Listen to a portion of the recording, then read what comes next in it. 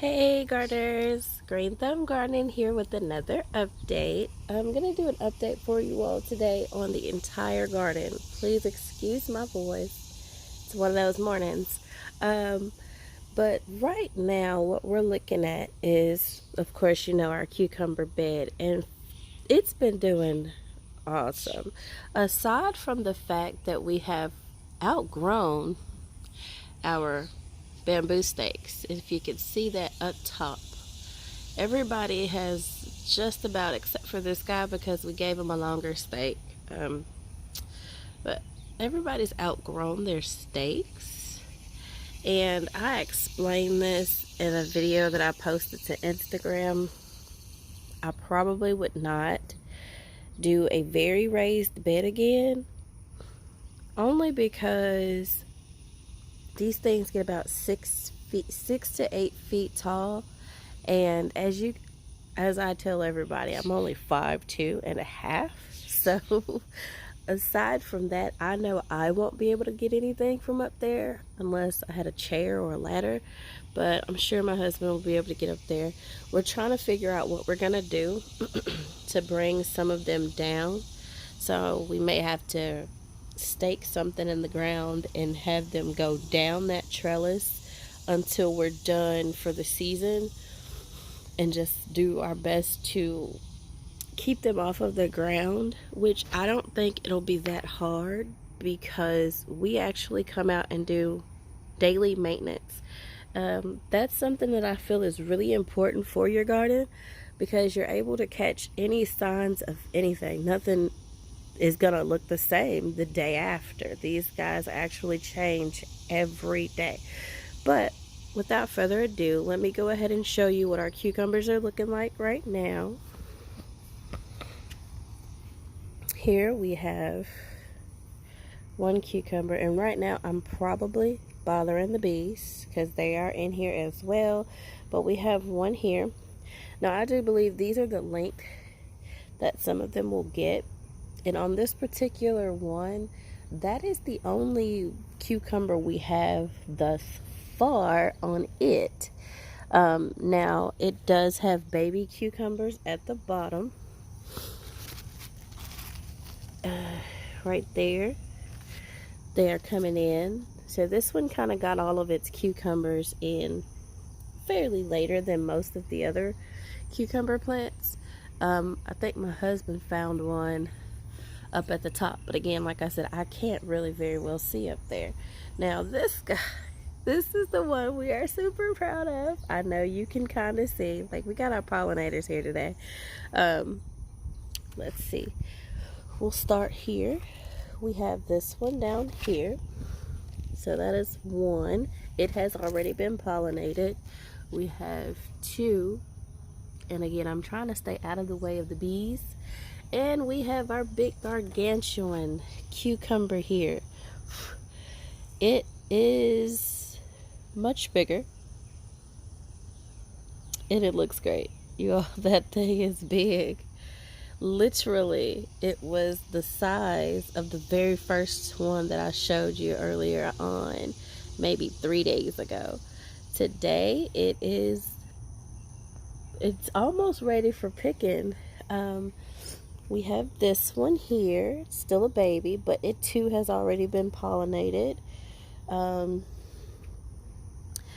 We have this one has a couple at the top as well, but I'm not even going to attempt to get up there. This here is the one we thought that was going to have all the cucumbers, which we are right. It has more cucumbers on it than all the other plants. I think it's sitting with 7 on it so far. And here's one. Now I like to do a lot of inspecting of these guys, because if I see something, I like to get it off, clean them off, do a little bit of watering. A good way to, I don't think I mentioned this, but a good way to figure out if your cucumbers have been pollinated correctly. With this variety, we have a Burpless Beauty vine variety. The first thing I noticed is that it's going to pop out male flowers. You're going to have more male flowers and female flowers. Excuse me. And with those female flowers, once you see those open, even if there aren't a lot of bees, or if you don't have a lot of perennials around, see, we don't really have a lot of those. That's my area of perennials.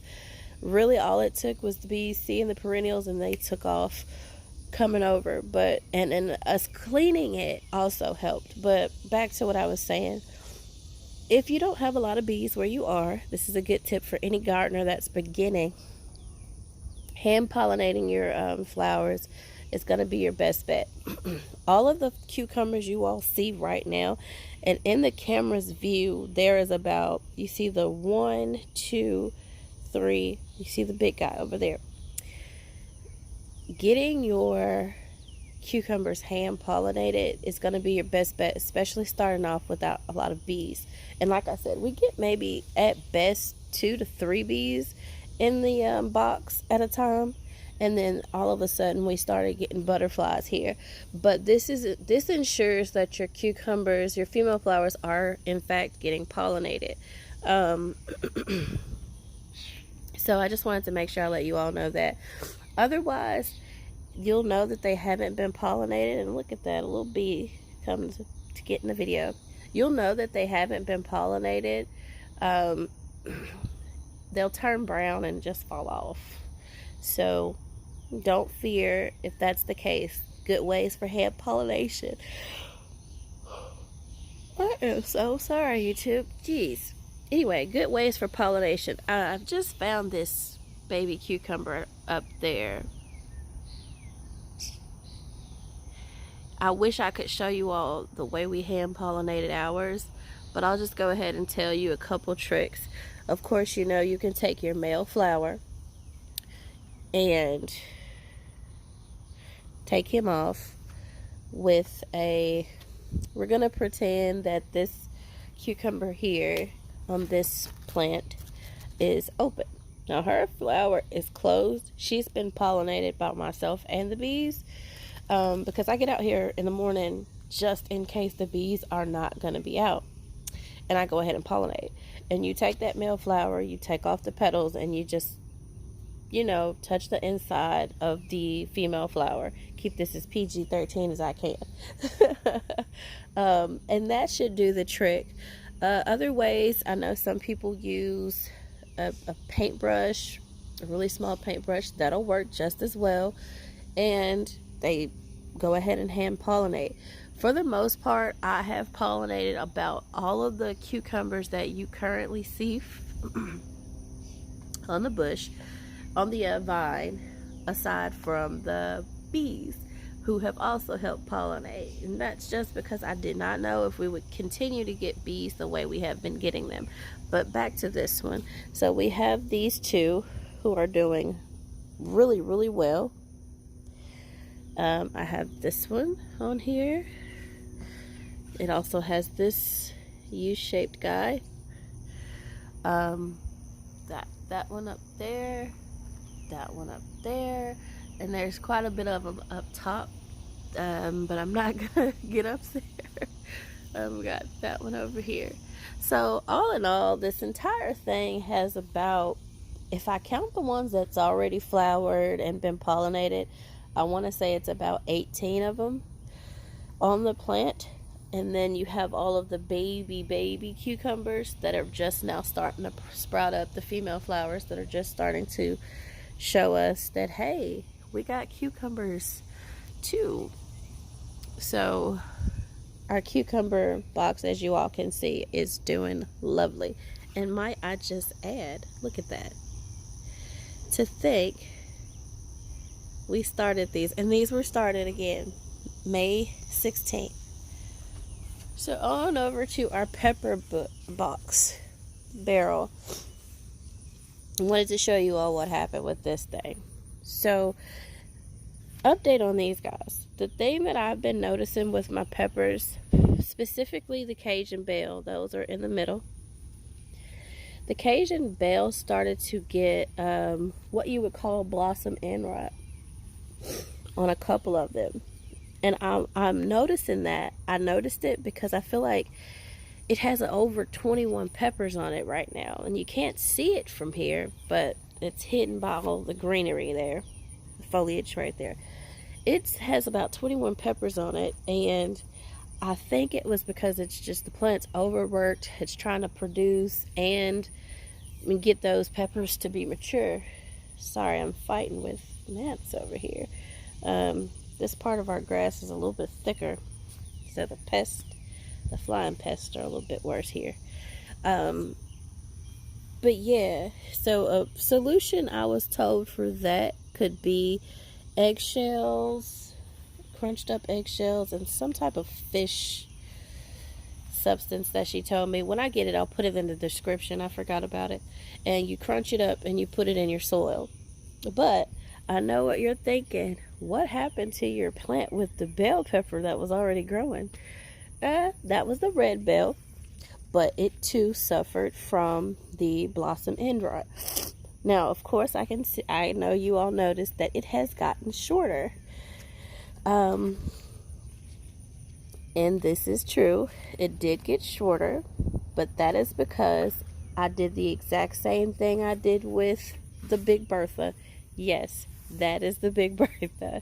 For anybody that's been following this page closely and been here since the first video, you knew that Bertha is the one that we cut. Bertha's also been the short one for a long time. Bertha was also the one with a bare stem, had nothing on her, but look at her. She even has a pepper starting to come out of that flower there. But good examples of this is something like that. Oh man, I'll show it to you all again just a second if I find another one. But yeah, Bertha's doing great. She was cut there and we are here. So again, don't be afraid to top your plants late season. Like I said, we're in zone 7 here. I'm actually zone 7 and A and B. I have a pretty long growing season, so I topped them and did all that a little earlier in the season. So I have until about November. Once that happens, I'll just chop those guys off in half because I'm going to keep them. And I'll put some winter mulch on top of them to stop them from dying out completely. But back to this red bell. And it's only been about 4 days since I did this to the red bell. And look at it. Now it too was really stocky, didn't have a lot of green. But now it'll grow back healthier and able to produce a better amount of peppers over on this side. And I like to turn them so they all can equally get some light. This is our yellow bell. Now the yellow bell too, when we first got it, had this thing has 3 peppers on it. Wow, that's doing great. Now this is when I'm okay with it having that amount of peppers, because look at that. It's a bush now. It'll bush out, it'll branch out, it'll have different places and different nodes to produce fruit from. Now I do have a couple suckers on here, but I'm going to leave them because with your peppers, I'm not training it to have a main stem. It's just going to produce from wherever. It just needed to have places to produce from. But there are now 3 peppers. There's one baby one. There's a second baby one. And here is a third. And we have tons of flowers coming off of there. Wait, you all, that's 4. There's another one. Yep, 4. So, and that's what I can see thus far. I'm pretty excited about the fact that this thing has popped out the foliage that it has. I wanted to try to get in here and show you all, but this camera isn't working so good with the shade. But you see right beside that pod, for a hot second it lets you see. But right beside that pod, there is a dying pod, dying bud, and it turns really dark. I like to get those off because I don't know if that's what's causing my blossom end right on my peppers. So here are our Cajun bales, doing pretty good. But just the blossom end rot you'd see at the bottom of it, these guys don't have it. I come out and check them, and I go ahead and remove any ones that do. For this particular plant though, I've been topping and pruning the top, not to I know that says to put energy back into the rest of the plant or the bottom of the plant, but I've done that to put energy back into the entire plant because of the amount of peppers that it has. Now the pepper plants, they take a while to mature. Now the back of my tag of course says 70 to 80 days to maturity. That's after planting, but you have to add about 8 to 10 more weeks. That's for the color changes and all of that. Now these particular Cajun bell peppers are tasty the way they are. Even when they're this color, they are really good.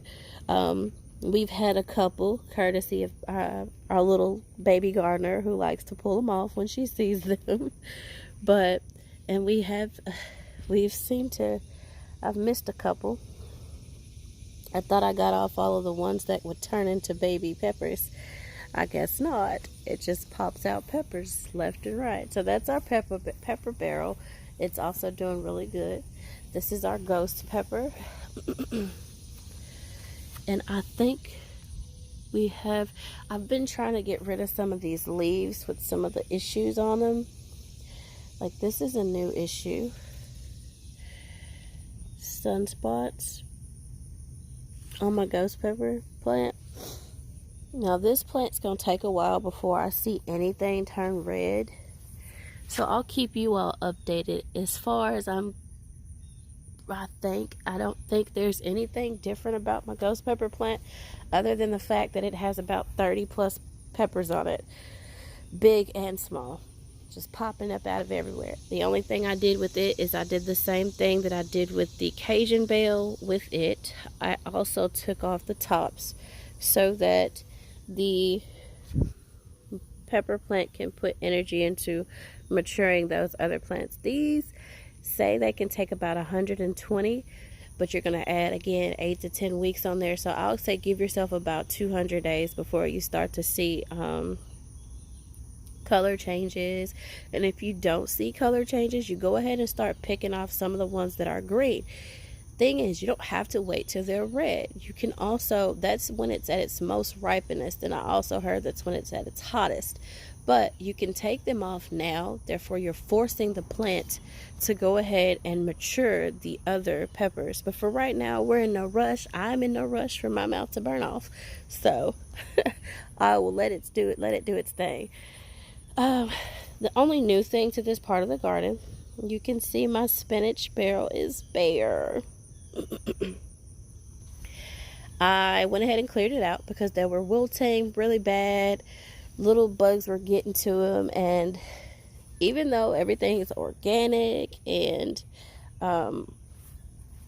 good for you to eat, if it has a lot of holes, I'm not gonna eat it. I want whole good green spinach. But again, I grew them too early. I was supposed to grow them in August, so it's nothing to start over. That package of seeds was like $1 and something from Lowe's. I'm pretty sure I can go back and get some more. Our tomatoes are doing pretty good. The husband has been cleaning off the foliage down here, and from him doing that, and again, this is a bush Goliath, from him doing that, he's starting to get a lot of production. Once we moved it, we stopped seeing those tomato worms because it was over there with the cucumbers, and it seemed like the tomato worms were getting to it pretty bad. So and if you guys again follow that Instagram page, you'll get to see the damage that tomato worm did to his plant. He definitely was not okay with that. And but it's been doing pretty well over here. We've not had an issue with tomato worms. Also, I believe he's cleaned it up quite a bit, so it's not been a real good place for the tomato worms to hide.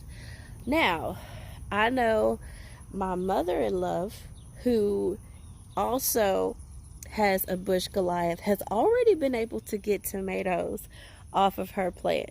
We have not been able to harvest any tomatoes just yet. So I'm going to have to give a nice call to mother-in-law and decide to ask her, what is it that you do to your plant, so that I know, so that we can taste these guys. The only thing I did do was take off a really nice green one. It was pretty plump, and I did fried green tomatoes, and they were tasty. I never tried it until then, and they were pretty good. But I want to know what is it that she's doing for her plant to go ahead and be able to harvest, because she also has this same exact plant.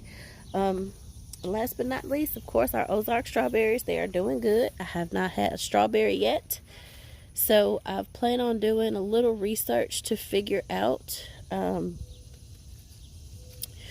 what and when to expect Ozark strawberries from here with this growing season. Normally I'm just picking off any bad leaves that I see, but yeah, you all, that's our little garden update. Sorry the video is pretty long. I try to give you all something in one big swoop so that you all can just come in, get your information, try to share the video, and as usual, like, comment, subscribe, share the video. Don't forget to hit that bell for notifications and updates on the video. And if you have any questions, feel free to hit me up and comment. As always, happy gardening, everybody. Green Thumb Gardening out.